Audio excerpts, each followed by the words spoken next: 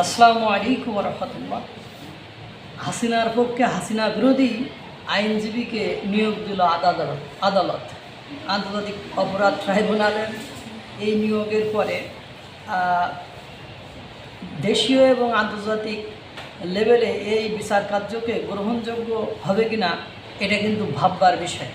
যদি আপনারা তথ্যগুলো দেখেন বা শোনেন তাহলে বুঝতে পারবেন কোন ধরনের ইতিহাস বাংলাদেশে নতুন চালু হতে যাচ্ছে। সুপ্রিম কোর্টের আইনজীবী আমিনুল গনি টিটো 10 মাস আগে শেখ হাসিনার ফাঁসি বা মৃত্যুদণ্ড চেয়েছিল। তিনি এখন হয়ে গেলেন শেখ হাসিনার পক্ষে রাষ্ট্রনিযুক্ত আইনজীবী। তাকে শেখ হাসিনা বা আওয়ামী লীগের পক্ষ থেকে নিয়োগ করা হয়নি। শেখ হাসিনার পক্ষে মামলা লড়াইয়ের জন্য খোদ রাষ্ট্রই তাকে নিয়োগ দিয়েছেন। বাদী ও বিবাদী পক্ষে একই মতাদর্শের আইনজীবীরা থাকায় আদৌ এই বিচার গ্রহণযোগ্যতা পাবে কিনা এটা এখন দেশীয় এবং আন্তর্জাতিক পর্যায়ে প্রশ্ন। এই টিটু ফেসবুকে পোস্ট করেন, মুক্তিযুদ্ধের চেতনা ধ্বংসকারী খুনি মিথ্যাবাদী শেখ হাসিনার ফাঁসি চাই। জুলাই ও আগস্ট জুড়ে মানে গত বছর 2024 সালে শেখ হাসিনাকে নিয়ে তার তীব্র ক্ষোভ ও রাগ প্রকাশ পেয়েছে তার অসংখ্য ফেসবুক পোস্টে। বেশ কিছু যেমন বঙ্গবন্ধুর খুনি মেজর হুদাকে কারাগারে গিয়ে হাসিনা নিজে হত্যা করেছেন এমন ভিডিও তিনি ফেসবুকে প্রকাশ করেন।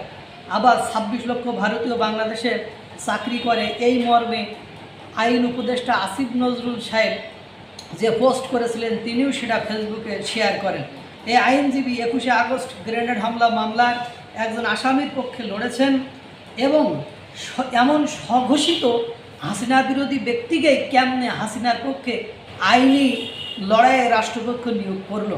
ইনি নাকি হাসিনাকে নির্দোষ প্রমাণের পক্ষে আদালতে যুক্তি দিবেন। তাহলে বিচার ব্যবস্থা নিয়ে প্রশ্ন ওঠাটা কি স্বাভাবিক নয়? ডেভিড বার্গম্যান তিনি বলেন যে অনেক আগেই এই বিচার ব্যবস্থা নিয়ে তিনি প্রশ্ন তুলেছেন এবং তিনি বলেছেন বিচারের আগেই রায় ঘোষণা করার বিষয়ে কলাম লেখেন তিনি 8 মাস আগে, যে বিচার হওয়ার আগেই যদি তার ফলাফল নিশ্চিত হওয়া যায় তাহলে আপনি বুঝবেন যে বিচার নিরপেক্ষ বা ন্যায্য হচ্ছে না বা সুষ্ঠু হচ্ছে না।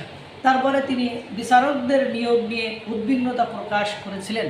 আর এখন এই রাষ্ট্রপক্ষ বা রাষ্ট্র যে ধরনের লোকজনকে বা আইনজীবীকে নিয়োগ দিচ্ছে এবং আপনারা জানেন চিফ প্রসিকিউটর তাজুল ইসলামকে নিয়েও জেডাই খান পান্না সিনিয়র আইনজীবী উনিও কিন্তু প্রশ্ন তুলেছেন যে কিছুদিন আগেও যখন মানবতা বিরোধী অপরাধ হয়েছে তখন এই মানবতা বিরোধী অপরাধীদের পক্ষে আইনি লড়াই লড়েছে এই তাজুল ইসলাম। এখন সে কীভাবে এই মামলার চিফ প্রসিকিউটর হতে পারে?